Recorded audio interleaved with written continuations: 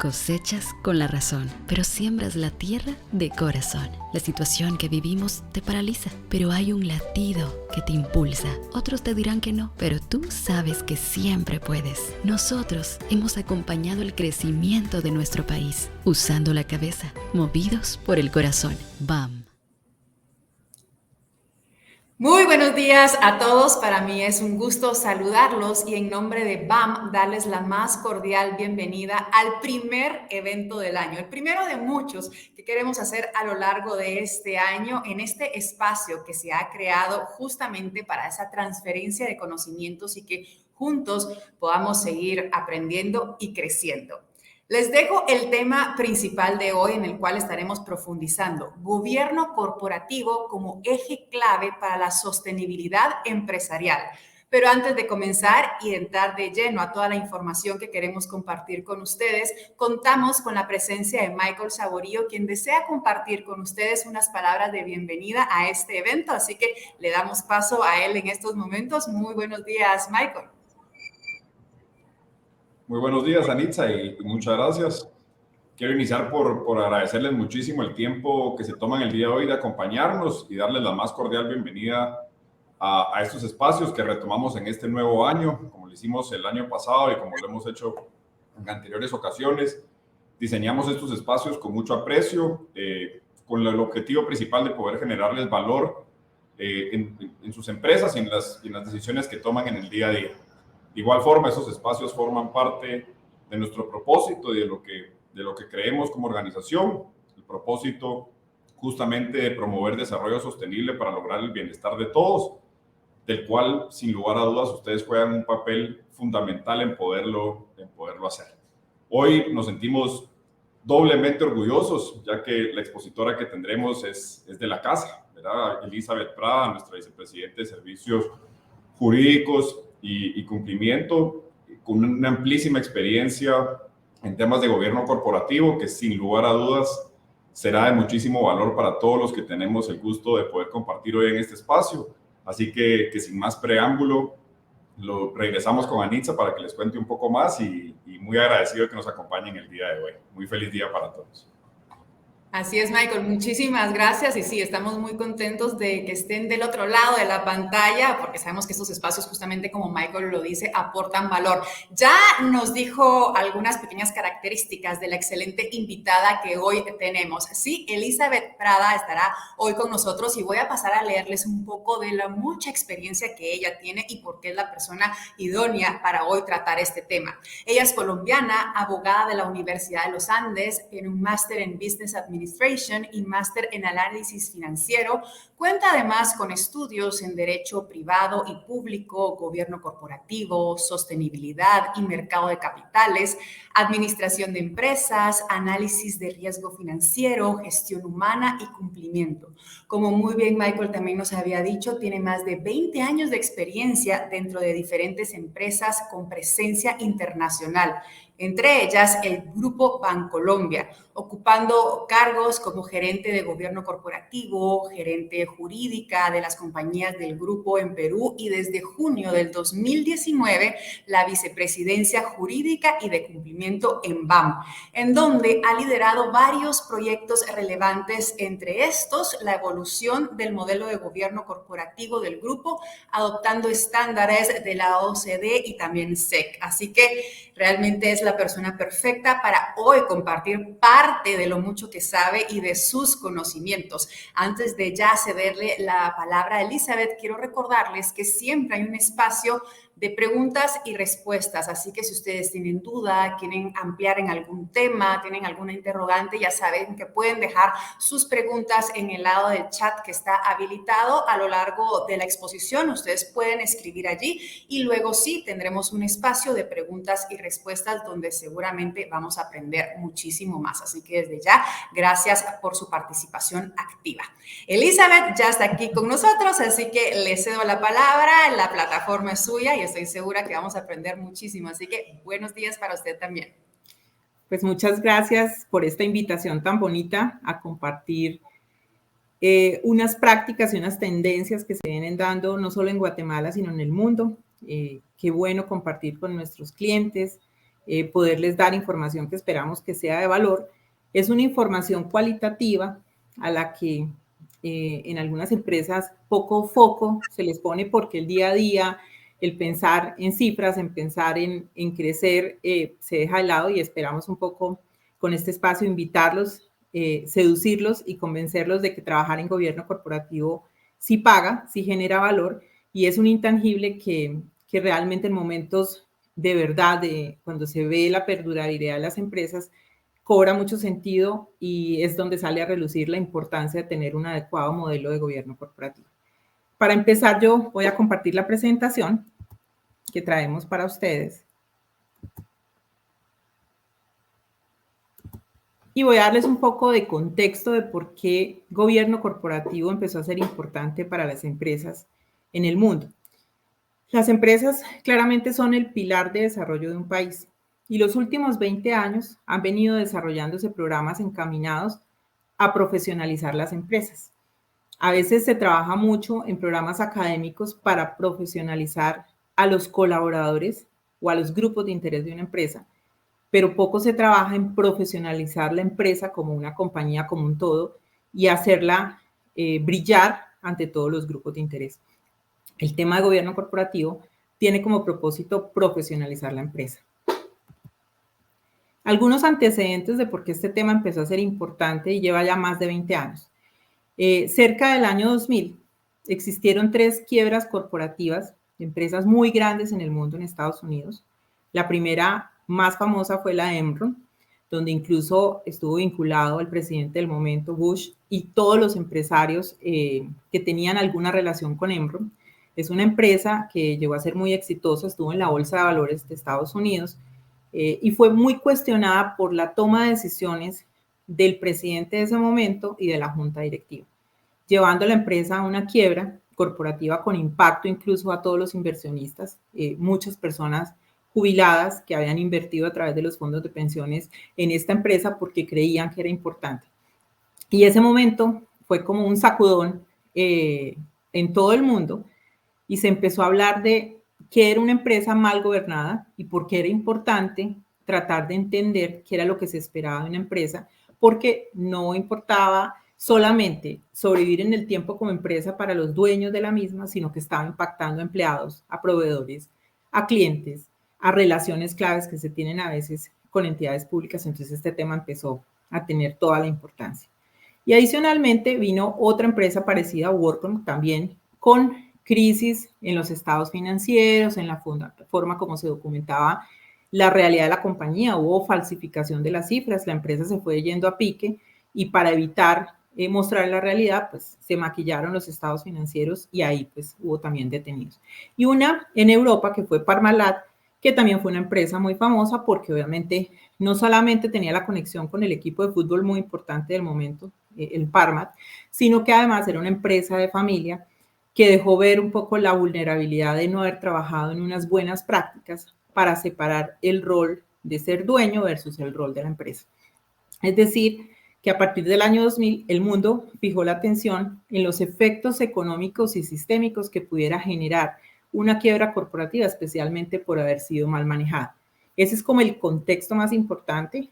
Ustedes podrán buscar literatura y hay cualquier cantidad de historias, videos sobre estos casos, pero elevaron el nivel de conciencia, y en todos los sistemas de todos los países empezó a ser importante el tema de gobierno corporativo. Para darles un poquito de contexto de Guatemala y la importancia de trabajar los temas que les voy a compartir hoy, simplemente para darles visibilidad, yo diría que el 80% de las empresas en Guatemala son familiares. Y aunque siempre preguntan los empresarios, bueno, ¿y yo cómo entiendo que esta empresa es de familia? Y existen unas definiciones que dicen que tener empleados, que el dueño y un núcleo familiar que trabajan en la empresa hace que sea una empresa de familia. esa es una perspectiva. También es cierto que cuando desde el punto de vista de la propiedad varios socios son familiares, también se considera una empresa de familia. Y muchas veces una empresa arranca con un dueño que hace toda una trayectoria empresarial, fallece el dueño, entran los hijos y el solo hecho de compartir varios familiares, la propiedad de la empresa ya empieza a estar en el mundo de una empresa de familia. Entonces, yo diría que es muy fácil caer dentro de esta clasificación. El 80% de las empresas en Guatemala son familiares y para darles visibilidad, el 48% de las empresas que son de familia en Guatemala tienen una antigüedad de 10 a 30 años y el 32% tiene una antigüedad de más de 30 años hasta 50 años. O sea, son empresas con mucha trayectoria, con mucha tradición, que además se han vuelto empresas emblemáticas y queridas y adoradas por los guatemaltecos. Y 7 de cada 10 empresas dentro de esta clasificación no logran llegar a la segunda generación, justamente por problemas de gobierno corporativo. Muchas veces el dueño no vislumbra que pudiera faltar en cualquier momento, no prepara la segunda generación, no prepara la sostenibilidad de la empresa y desaparece.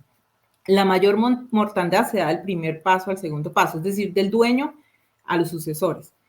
Y ya también existe de la segunda a la tercera generación, pues también empresas que no logran sobrevivir porque ya estamos hablando de un conjunto de familiares que no necesariamente tienen una visión común, donde se empiezan a dar fricciones que hacen que puedan afectar la perdurabilidad de la compañía. Cuando hablamos de gobierno corporativo como factor de sostenibilidad, estamos hablando de sostenibilidad a largo plazo. Y el 60% de las empresas en Guatemala que han sido clasificadas como de familia están en sectores de construcción, comercio, servicios y agro. Entonces impactan de manera importante toda la economía del país. Y complementarios hablamos de empresas consideradas pequeñas, de tamaño pequeño, dependiendo de la clasificación. Tenemos en registro, tenemos ante el ICS, tenemos ante Mineco, distintas clasificaciones. Pero las de mayor relevancia económica están centradas en cerca de 500,000 empresas guatemaltecas que han sido consideradas de tamaño pequeño. Y de ese conjunto, el 40% impacta en el PIB de Guatemala. Entonces, es muy importante asegurar la sostenibilidad y trabajar en los temas de gobierno corporativo. Y también, de acuerdo con estudios con el ICS, el 80% de estas empresas pequeñas son consideradas generadoras de fuente de empleo en Guatemala y de fuente de empleo formal, lo que hace todavía más importante. Y por último, el 80%, cuando se han venido a hacer estudios de las empresas, los diferentes actores en Guatemala han determinado que muchos no han trabajado en estos temas y que el proceso de sucesión tampoco ha sido un aspecto que se haya adelantado a lo largo del tiempo, generando pues una vulnerabilidad para la compañía. Con este contexto, entonces, ¿qué es gobierno corporativo?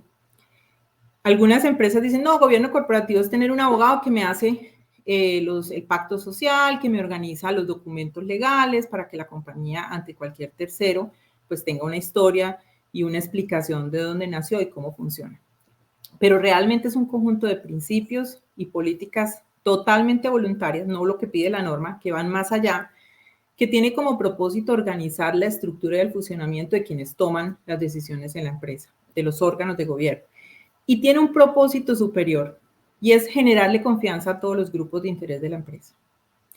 Que si tengo acreedores, proveedores, clientes, que los empleados, todos mis grupos de interés se sientan tranquilos en que la empresa está siendo conducida de manera adecuada, que las decisiones que se están tomando son decisiones coherentes, que están pensadas en la sostenibilidad de la empresa y no pensando en intereses particulares.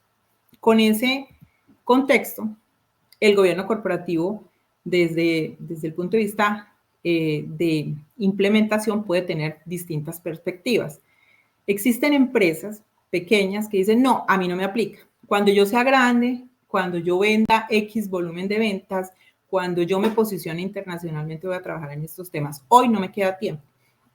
Y se llenan de una cantidad de argumentos para decir que por el tamaño o la realidad o porque esto cuesta mucho, definitivamente no se debería implementar gobierno corporativo. Esa es una visión desde la resistencia que al final lo único que hace es que, como cuando uno maneja un vehículo, no vea esos puntos ciegos que en algún momento, cuando hay crisis, no se trabajaron y empiezan a dejar pues expuesta la compañía a poder seguir sobreviviendo en el tiempo. Desde el punto de vista de la resignación, pasa a muchas empresas que dicen, bueno, toca trabajar o porque el banco me lo pide o porque tengo un cliente relevante internacional que me dice, no le compro, no le adquiero sus servicios si no tiene un gobierno corporativo o porque para pues un proveedor me está pidiendo estas preguntas. Y muchas veces lo que hacen es buscar un documento, una referenciación de otro competidor y se copian lo que está escrito ahí y se escribe algo bonito, algo en poesía, pero que en la realidad práctica no se ha discutido. Esa es una implementación desde la resignación muy cosmética que realmente puede que en papel suene muy bien, pero pues que las conversaciones de verdad no se han dado. La invitación que le queremos hacer es trabajar desde la convicción, es pensar que esto sí genera valor, que realmente en momentos donde la compañía debe probar quién puede o no hacer algo, quién puede tomar decisiones o no, realmente se hayan dado las conversaciones adecuadas. Entonces, el gobierno corporativo se debería trabajar desde la convicción. Y es un traje a la medida, no es todos estamos igual. Yo miro a la empresa de la que me referencio porque es una competidora importante, miro sus prácticas y me copio. En Colombia, por ejemplo, existe una empresa que lleva ya 5 generaciones de un cambio a otro. Carvajal es una empresa muy bonita, de mucha trayectoria, y muchas empresas toman el modelo de ellos como referencia y se lo copian. Pero claro, ese es un traje que a veces queda o grande o queda pequeño porque la realidad de la empresa tiene unas necesidades distintas. Algunas empresas documentan, por ejemplo, el proceso de sucesión del que vamos a hablar ahora de una manera, pero eso no es lo que necesita la compañía. Entonces, el mensaje es, trabajen voluntariamente por convicción, pero lo que ustedes necesiten, lo que cada empresa considere que para la realidad y el momento en el que están requiere, y empezar por algún aspecto. Pero no copiarse, no tomar referencia, probablemente sí saber qué están haciendo otras entidades sobre este tema, conocer las tendencias como se las estamos compartiendo acá, pero es un modelo muy a la medida y cada empresa decide por dónde empezar a trabajar. ¿Cuáles son los elementos básicos de un modelo de gobierno corporativo? Existen muchos, yo me voy a referir a 4 elementos que consideramos que son importantes para ustedes. Como les hemos anunciado, el proceso de sucesión del dueño de una empresa y en empresas de familia de cargos claves donde la familia está. Pero si alguien de los que está aquí acompañándonos no considera que su empresa es de familia, trabajar en el proceso de sucesión de esos cargos claves es muy importante. Imagínense que tienen un administrativo que es el que maneja todas las contingencias, paga la nómina, es el que paga hasta el recibo de la energía y decide irse de un momento a otro y no se tiene un buen segundo, no se tiene mapeado un proceso de sucesión, la crisis que le puede generar a la compañía. Con mayor razón, hablar de ese proceso de sucesión y de transmitir la batuta de un fundador o de un dueño de una empresa. También hablaremos de 2 órganos de gobierno que son los más importantes, las llamadas asambleas de accionistas o reuniones de los propietarios, que cuando las empresas tienen 1 o 2 dueños nos dicen, ay, pero ¿para qué me vas a hablar de reuniones de propietarios si es que yo trabajo en el día a día en la empresa? Hablaremos de unas prácticas que consideramos que son importantes. La importancia de tener un adecuado consejo de administración o junta directiva y qué es lo que se está hablando de este tema. Un tercer aspecto es resolver conflictos. Cuando yo tengo el rol de dueño, de gerente general, a la vez soy cliente, a veces soy proveedor de la compañía, tengo distintos sombreros. Brevemente les vamos a mencionar cómo resolver esos conflictos. Y un aspecto muy importante es esas salidas pacíficas de los dueños de una empresa. Es cierto que 2, 3 socios montan una compañía con el cariño y con una visión en conjunto, pero a lo largo de los años la visión va cambiando. Y puede que algunos quieran crecer la compañía e internacionalizarla, otros digan, no, me quiero quedar con el tamaño que hay, y empiezan a darse diferencias de visión. Y muchas veces los socios con el tiempo deciden no seguir en ese matrimonio. Esas salidas documentadas en épocas de paz son muy importantes y no cuando ya se está dando la fricción entre socios y no se tiene nada documentado de qué hacer con mi parte, si se la puedo vender a él, si puedo salir a vendérsela a un tercero, entonces eso también es importante. En esa línea voy a entrarme pues a hablar del proceso de sucesión. Y como les decía, este es un proceso pues muy importante que genera mucha sensibilidad en las empresas porque se necesita como mucha conciencia de parte del dueño de que hay que empezar a trabajar en un protocolo de familia y en documentar un poco qué va a pasar el día que él no esté en la empresa. Y no necesariamente porque fallezca, también es válido que un empresario que lleva toda su vida trabajando para una compañía quisiera tener momentos de descanso o tener un rol más estratégico y no en el día a día.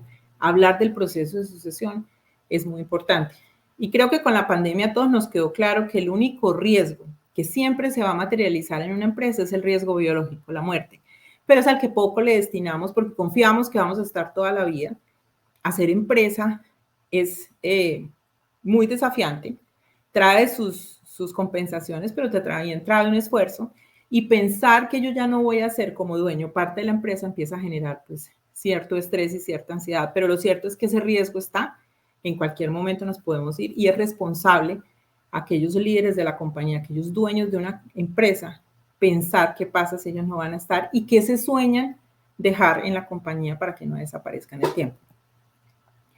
Yo pudiera hacerles mención de ejemplos de empresas exitosas que han trabajado procesos de sucesión, pero me gusta hablar más de la corona, que es más fácil y que además últimamente en los últimos meses hemos escuchado muchísimo hablar, dado el fallecimiento de la reina Isabel. Voy a hablar de la corona inglesa, que ha sido un perfecto ejemplo de los desafíos de pensar en un proceso de sucesión.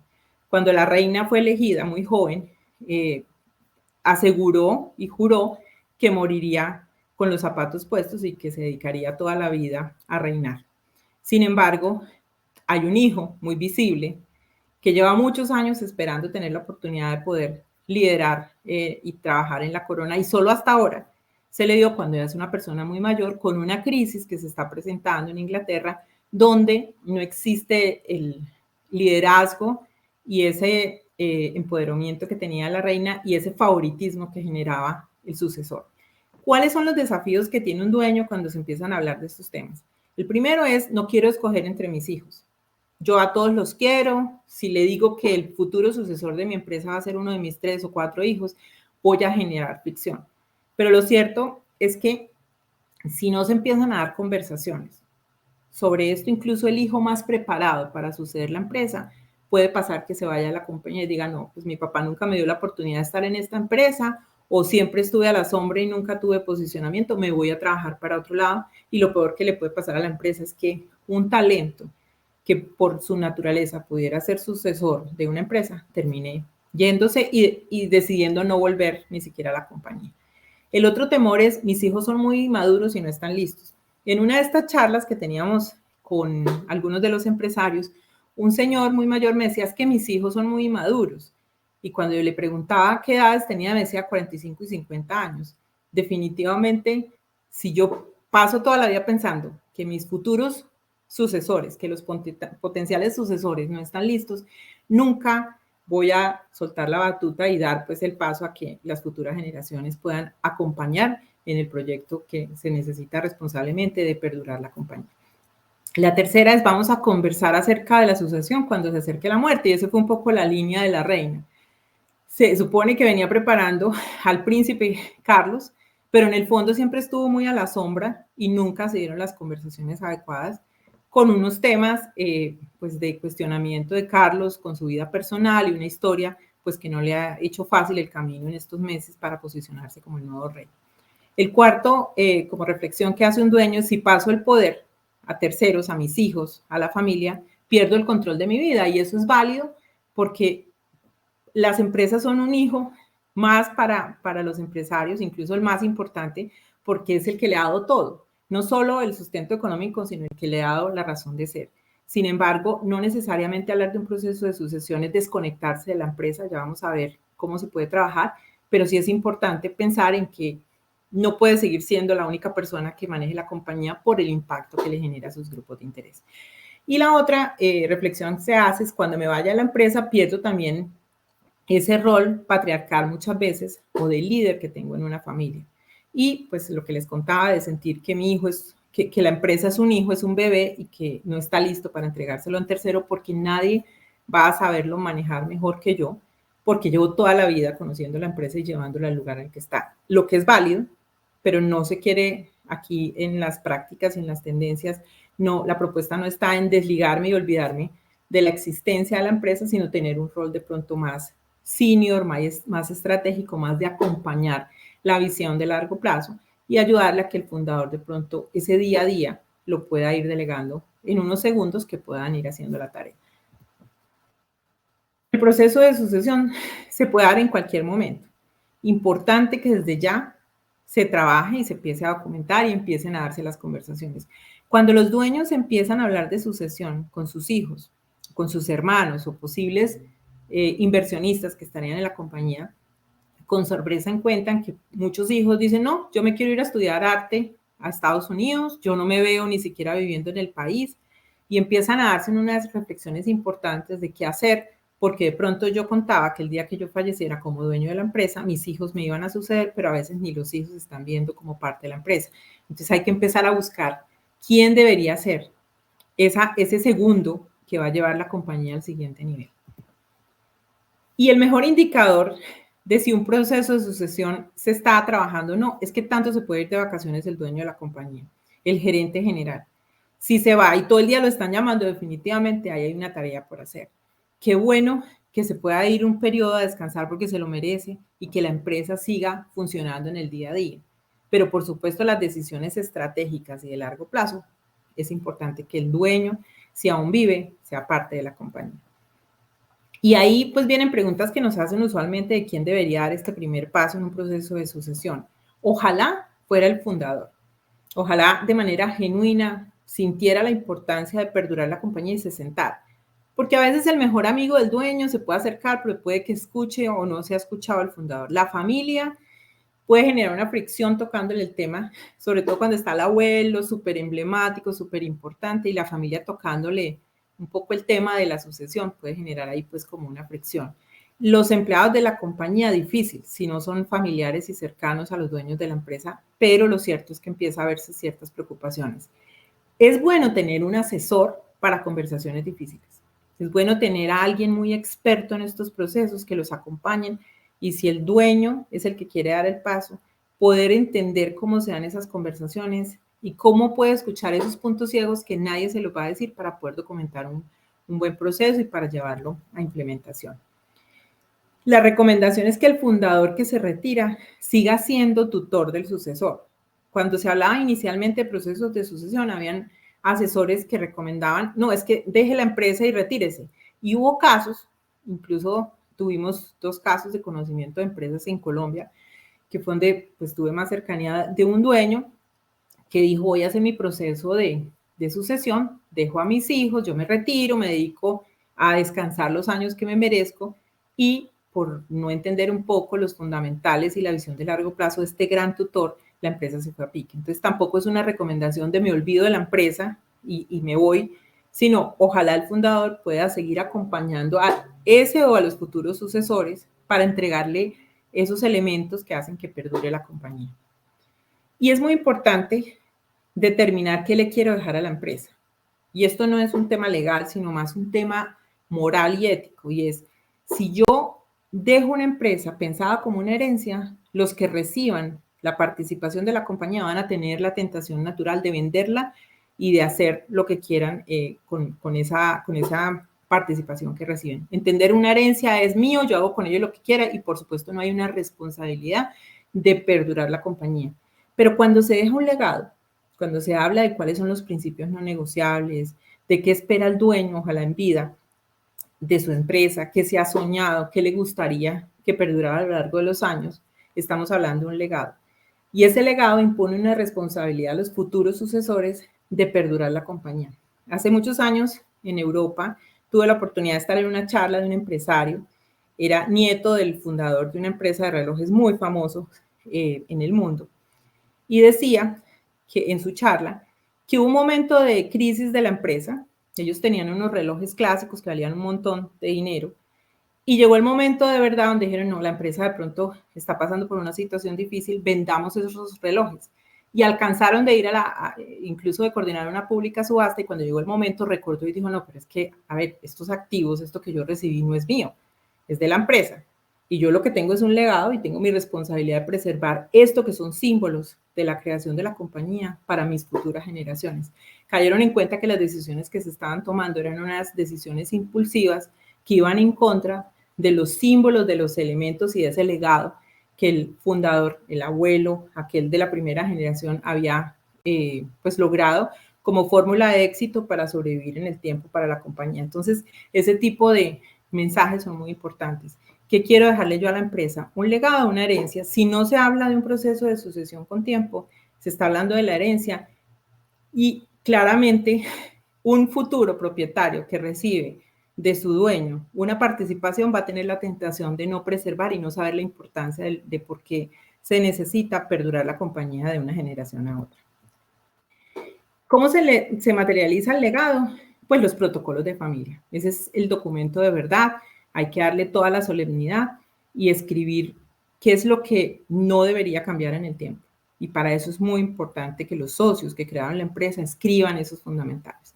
También se hacen acuerdos de accionistas, donde las partes dicen, bueno, si usted y yo fallece alguno, ¿quién va a poder asumir la participación? Porque legalmente pues hay unos herederos, pero una cosa es ser heredero como propietario y otra cosa es ser heredero siendo empleado de la compañía. Ese tipo de reglas se deben documentar.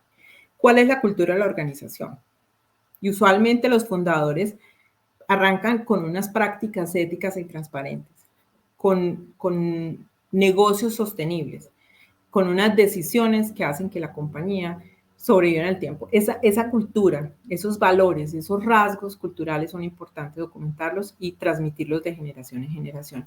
Y el código de buen gobierno y de ética, que son los documentos donde se materializa para los empleados y para los grupos de interés todas estas conversaciones que son tan importantes.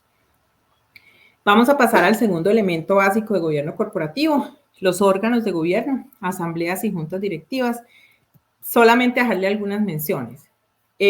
La reunión, cuando hablamos de un fundador, cuando hablamos de 2 o 3 socios, siempre nos dicen, pero es que hacer asamblea de accionistas para nosotros 3 que estamos en el día a día, nuestra recomendación es sacar un espacio, por lo menos una vez al año, para hablar como dueños de la compañía y no como empleados de la misma. Sentarse, hacer una reunión efectiva de asambleas es importante. A veces cuando son empresas de familia se confunde, por ejemplo, estas conversaciones de la empresa en el asado de la abuela que llamó a todo el mundo el domingo y salen fricciones y salen conversaciones.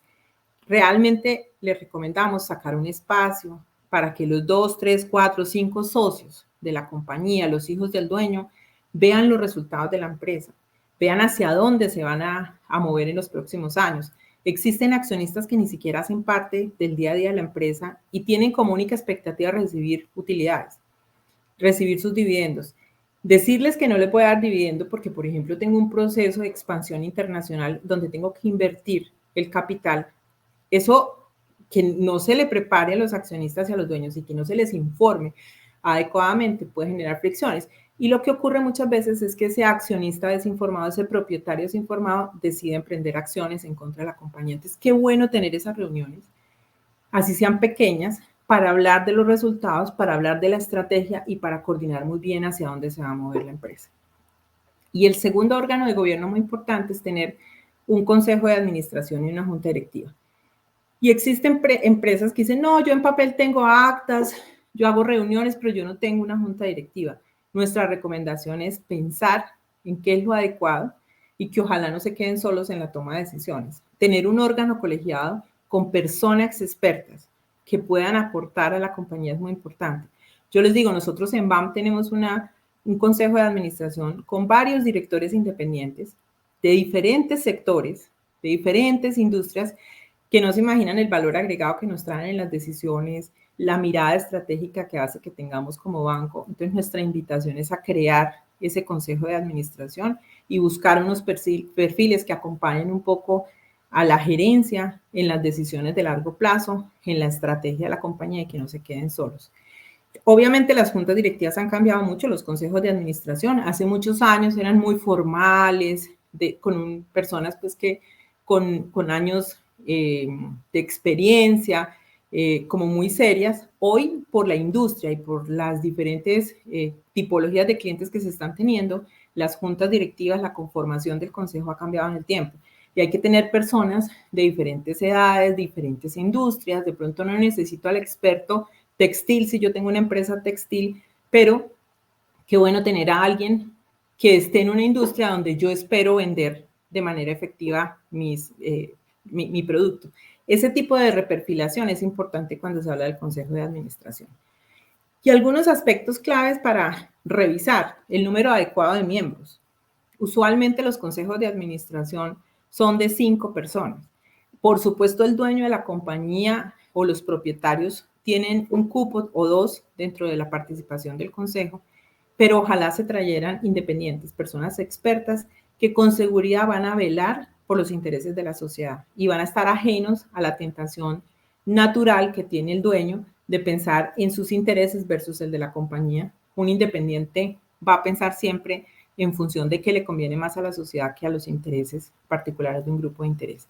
Definir agendas temáticas, definir periodicidad, ojalá por lo menos una vez al mes se tuvieran estas reuniones de consejo. Definir una remuneración, ahí nos hacen preguntas de cuál debería ser la remuneración adecuada, eso va a depender mucho del tamaño de las empresas y quiénes van a tener las calidades de presidente, por ejemplo, que es el que va a liderar las reuniones. En empresas donde el dueño es muy visible y tiene un protagonismo importante, usualmente él es el presidente. Pero es importante que ese dueño que está en el consejo de administración sepa que ser presidente implica también un rol y una preparación profesional para ese foro. Poder propiciar reflexiones de valor, que todo el mundo hable, que todo el mundo aporte, que si hay una fricción en un consejo porque hay diferencias de criterio, él sea capaz de administrar esas fricciones. Entonces, ese rol del presidente es muy importante y entender pues esa dinámica y organizar. Aquí pues simplemente un mensaje es: en tiempos de cambio, quienes están abiertos al aprendizaje se adueñan del futuro, pero aquellos que creen saberlo todo y no se acompañan de decisiones como las que les pudiera dar un consejo de administración, están bien equipados, pero para un mundo que ya no existe. Nuestra invitación es a pensar que ese órgano colegiado les traiga valor y tener pues a esos profesionales sentados en la mesa que les ayuden a pensar en el futuro de una compañía. Temas básicos que se ven en un consejo. Tradicionalmente los consejos de administración veían los estados financieros de la empresa, pero hoy se decide ver también temas de estrategia. Nos queremos mover en este segmento, definitivamente a la empresa no le está yendo bien con este producto, lo acabamos, lo replanteamos, queremos internacionalizarnos, queremos asociarnos con ciertos aliados. También se ve la estrategia comercial. Se ven proyectos estratégicos y transversales de la organización y cada vez más se le pide a los directores de un consejo que vean los temas de gestión de talento y temas administrativos relevantes. No es hacer microgerencia, no es confundir un rol estratégico del consejo al día a día de la gestión, pero sí estar enterado de los temas relevantes de la empresa. De eso es lo que se busca, eso es lo que se trata que se vea en una agenda. Manejo y resolución de conflictos de interés. Realmente cuando hablamos de empresas pequeñas, por el tamaño y la realidad de la compañía es usual que se tengan múltiples roles, que yo sea el comercial, que sea muchas veces el contador o el administrativo y contador es uno solo, que muchas veces sea proveedor de la empresa, eso no está mal, pero hay que regular pues, esa relación, que muchas veces la empresa y sus productos me gustan y yo quiero ser cliente, pero como soy vinculado a esa empresa, que me den un descuento, que me cobren mucho más barato. Estas son conversaciones que sean propias de un conflicto de interés y cuando soy también dueño. Entonces, digamos que esos múltiples roles, cuando tengamos diferentes sombreros y vamos a tomar decisiones, estamos hablando de conflictos de interés. ¿Y cómo se administra un conflicto de interés? Siempre se va a dar cuando yo tengo varios sombreros y debo tomar una decisión, como les decía. Y puedo tener conflictos personales. Por ejemplo, la empresa está necesitando un local para poner un establecimiento comercio y ofrecer los productos y resulta que uno de los dueños tiene ese local y quiere que sea el que se lo tome. A título personal, yo no debería participar en la decisión de si el local que quisiera que arrendaran, que es de mi propiedad, sea parte o no de la vinculación con la empresa. Yo debería decir, esto es un conflicto de interés, me interesaría que consideren mi local o mi establecimiento de comercio o el inmueble, pero yo no tomo la decisión, que la tome la empresa para que quien sea neutral pueda decidir en favor de los intereses de la compañía. Entonces yo puedo tener conflictos de interés a título personal porque tengo familiares vinculados en esa decisión o tengo amigos cercanos y siempre habrá que buscar que quien tome las decisiones no tenga esa vinculación para que piense en los intereses de la empresa. Y cuando tengo varios sombreros, no puedo favorecer todos los intereses al mismo tiempo. Entonces, por eso es importante apartarme, darlo a conocer y que un tercero dentro de la empresa tome la decisión. Eso es lo que se refiere a conflictos de interés. Y obviamente para evitar que la empresa se vea afectada en decisiones sesgadas porque se prevalecieron los intereses o de un dueño, o de un empleado o de alguien como con un liderazgo importante, pues qué bueno levantar la mano y que el tercero tome la decisión y evitar fricciones.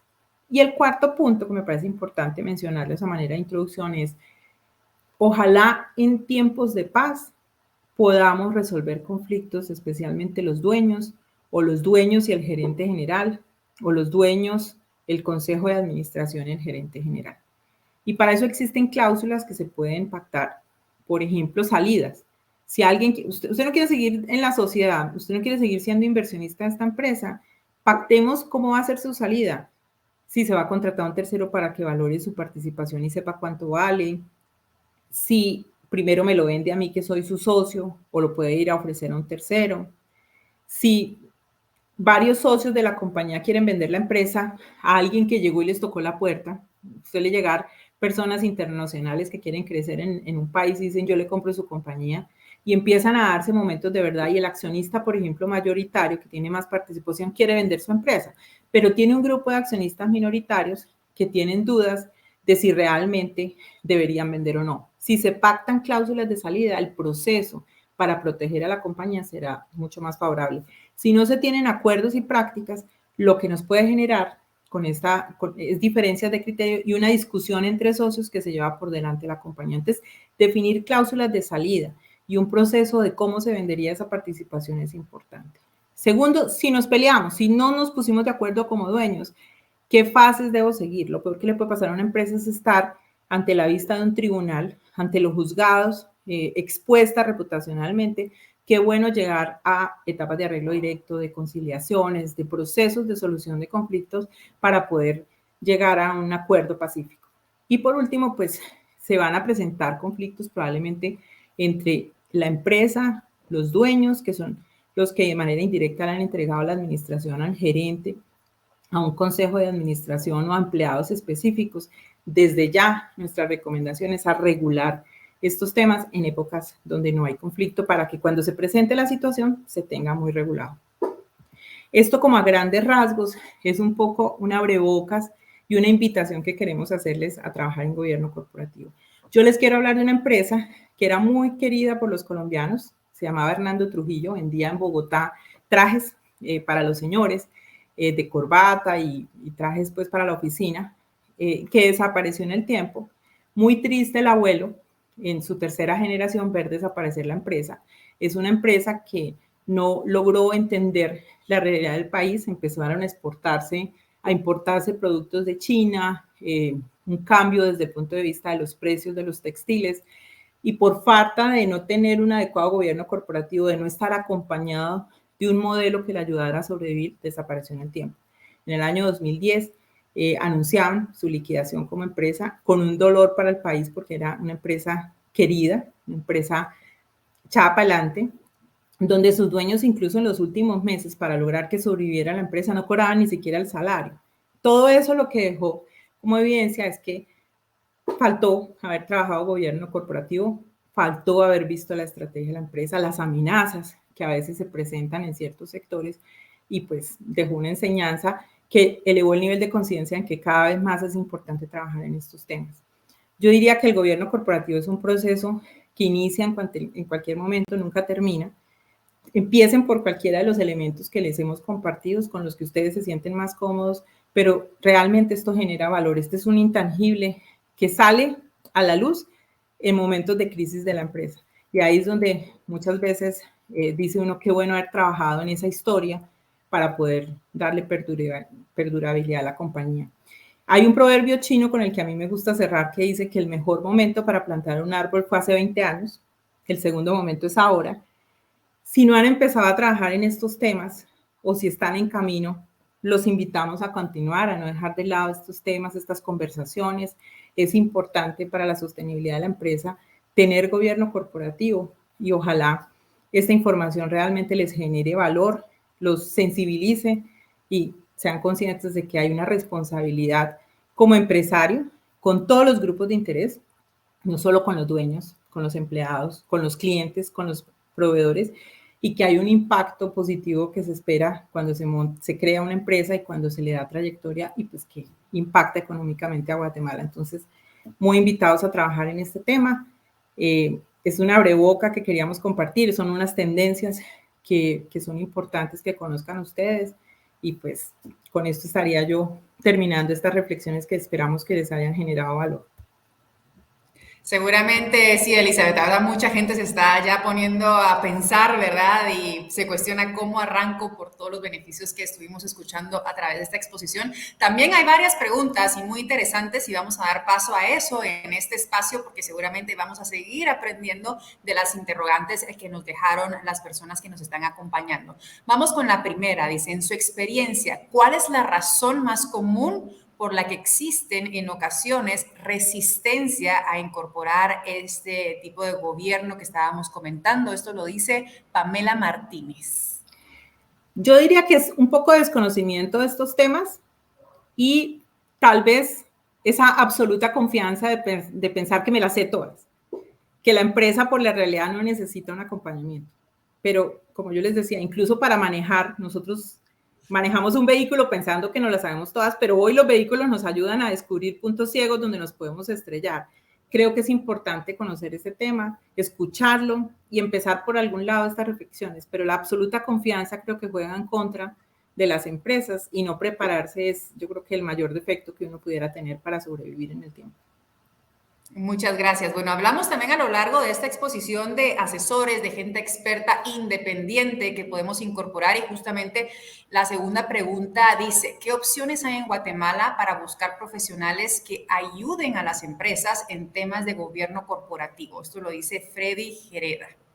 Hay muchos asesores que se han dedicado a diferentes partes de gobierno corporativo. Hay firmas de abogados, hay asesores en administración de empresas. Pudiéramos hacerle referencia a algunos que lo han venido haciendo y acompañan a varias empresas en su proceso, pero sí existe un pool de asesores y qué bueno contar con ese asesor porque hay conversaciones que a veces internamente no se logran tener. Imagínense el papá hablando con el hijo hablando con el papá de un proceso de sucesión. Qué bueno un asesor experto en estas conversaciones para acompañar estos procesos. Muchísimas gracias, Elizabeth. Hablamos de procesos de sucesión, de muchas empresas familiares y la siguiente pregunta viene relacionado a eso. Dice, ¿qué podemos hacer con los hijos y familiares que no se ven en un futuro siendo parte de la empresa? Lo pregunta Nicole Pineda. Muchísimas gracias, Nicole. Esto es muy importante porque el que yo no quiera trabajar en la empresa de mi familia no me desconecta ni me quita la responsabilidad de ser un futuro sucesor como dueño. Entonces yo sí tengo que saber que un día voy a recibir esa participación y debo conocer como dueño, tal vez no trabajando en la empresa. Yo puedo decidir ser artista, ser poeta, ser músico, irme por el mundo, pero lo cierto es que hoy o en unos años voy a ser dueño de una partecita de la empresa. Entonces no puedo desligarme y no puedo desconectarme. Hay que ir ayudándole a dar conciencia a esos futuros sucesores de que por lo menos con su rol de propietario van a tener que tener vinculación con la empresa y que es imposible que no le den visibilidad y que no conozcan la realidad de la misma. Importante tema, muchísimas gracias. Vamos con la siguiente. Hablamos también de tamaños de empresas y justamente la pregunta viene relacionada a eso. ¿Los gobiernos corporativos se recomiendan solo para cierto tamaño de una empresa o no importa qué tan pequeña sea mi negocio? De igual manera, ¿puedo iniciar a implementarlo? Preguntan por acá. Sí, no importa. Incluso conocemos empresarios pymes muy chiquiticos que empezaron a trabajar. Por ejemplo, dicen, yo no me voy a quedar solo en la decisión, voy a empezar a crear un comité asesor. Todavía no tengo la necesidad de hacer un consejo de administración, pero qué bueno tener un comité para sentarme y mirar los temas estratégicos, para ver cómo nos está yendo en los resultados. Entonces, no importa el tamaño a la pregunta, desde el momento en que haya convicción y deseo de trabajar, es importante abordar los temas de gobierno corporativo. Perfecto. Y por acá tenemos una más que dice, ¿cómo remunerar de manera correcta a los miembros de la junta directiva que no son propietarios? ¿O cómo se sabe realmente cómo remunerar? Dice Harold Ramos por acá. Pues existen diferentes prácticas. Algunos deciden fijar una remuneración todos los meses por asistencia a la sesión del consejo. Esa es una práctica muy usual, sobre todo en Latinoamérica. Pero también dependiendo de la realidad, a veces cuando tengo un consejo con unos directores de mucho nivel, exempresarios, personas de mucho prestigio, también a veces se diseñan esquemas para darle un porcentaje de los resultados de las utilidades que dé la empresa, de alguna manera para decir, bueno, las decisiones nos tienen que salir favorables para todos. No existe un número, no existe un modelo específico. La recomendación es que sí se remunere, porque si no, puede que la persona venga a sentir que está haciendo un favor. El ser miembro de un consejo implica que yo respondo por la compañía y que me deben doler las decisiones de la compañía, y por ende se debería remunerar. Y yo creo que es un tema que está generando mucha inquietud, porque la siguiente pregunta justamente dice, ¿cuánto es lo usual que se paga a los directores externos de una junta directiva en Guatemala? Esto lo pregunta Carlos Enrique. Existen estudios dependiendo del tamaño de la empresa. Va a depender mucho del director que yo siento ahí.